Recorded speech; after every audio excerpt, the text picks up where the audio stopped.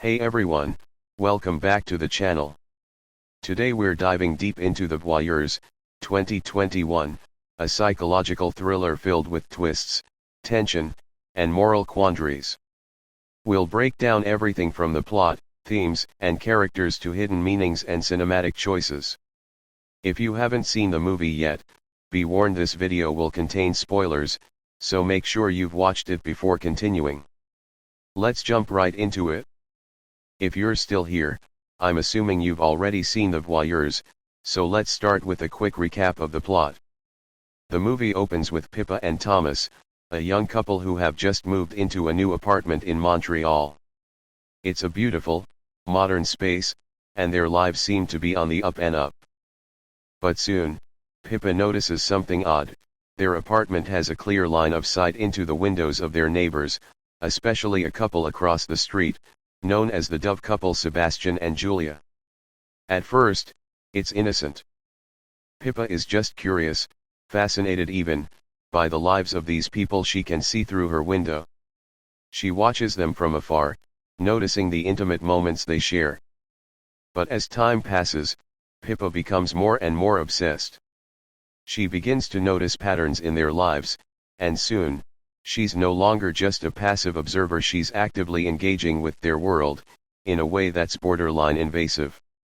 As Pippa digs deeper into their lives, she discovers secrets about Sebastian and Julia that threaten their perfect facade.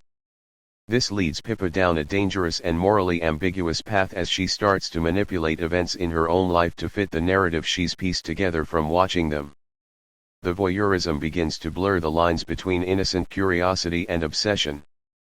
At its core, the Voyeurs explores themes of privacy, voyeurism, and the consequences of getting too close to someone else's life. The movie is asking us to consider, how far are we willing to go to satisfy our curiosity? And at what point does observation cross the line into interference? The most obvious theme is voyeurism. Pippa's fascination with Sebastian and Julia mirrors how, in modern society, we often observe other people's lives, whether it's through social media, reality TV, or, in the case of this movie, physically watching someone from a distance. But what's interesting is how the movie flips the script. It's not just that Pippa is watching these people. As she becomes more involved in their lives, the boundaries of privacy become increasingly blurry. It's a question of consent. Can you really be a voyeur if the people you're watching have no idea you're watching them?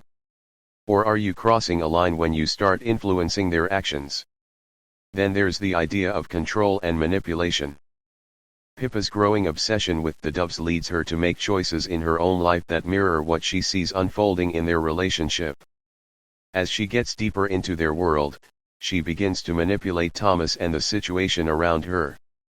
This dynamic suggests a deeper psychological need to control the narrative of other people's lives, which ties into the larger question of whether our lives are truly our own when we're always being observed by others. Let's talk about the characters, because the Voyeurs isn't just about the plot, it's about how each character responds to the voyeuristic urge and the consequences of that. We've already introduced Pippa, but let's take a deeper dive into the three main players in the story: Pippa, Thomas, and the Doves Sebastian and Julia. First up, we have Pippa. At the beginning of the movie, she's portrayed as a somewhat innocent and curious person, but her transformation is gradual and disturbing. She's an interesting character because she's not overtly malicious, she's more of an observer who eventually becomes complicit in her actions. The film slowly reveals her vulnerabilities and motivations, especially through her relationship with Thomas. Then there's Thomas. His role is fascinating because while he's somewhat aware of Pippa's growing obsession, he's less involved in the voyeurism than she is. His passivity in the situation contrasts sharply with Pippa's increasingly active role. But what's also interesting is how Thomas's moral compass begins to shift as he sees how Pippa is changing, and how his relationship with her becomes more strained. His character arc feels like a slow descent into moral ambiguity as well. Now, let's talk about Sebastian and Julia, the couple at the center of the voyeuristic obsession. At first, they appear to be a picture-perfect couple, beautiful, successful, and seemingly carefree. But as Pippa watches them more closely, cracks begin to appear. Sebastian's darker side emerges, and Julia's behavior becomes more erratic, hinting at a deeper psychological complexity. As Pippa's influence over them grows, so does the tension and the danger surrounding their relationship. Now, let's talk about the film's cinematography. The Voyeurs makes some really interesting visual choices to reflect its themes and character arcs.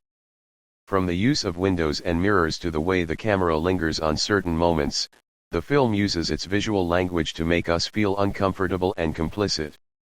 Take, for example, the way the camera often places us in Pippa's position. We're literally watching her watch, making us feel complicit in her voyeuristic actions.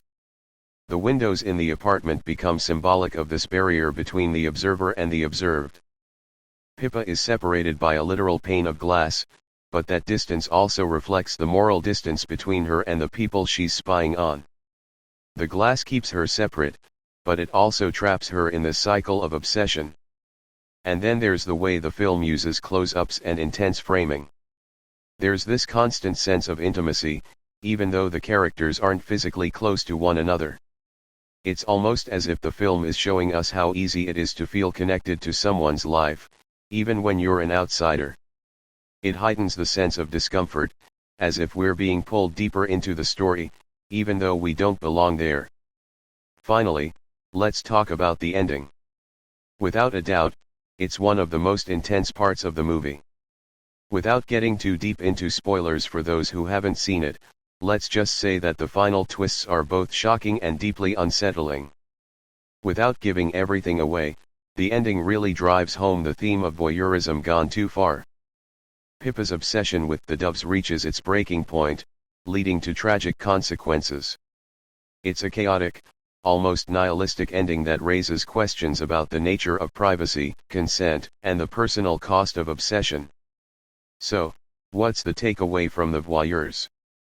Ultimately, the film forces us to examine our own boundaries when it comes to observation and interference.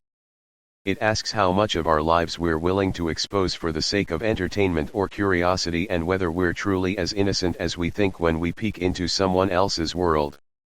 Thanks for sticking with me through this deep dive into the Voyeurs.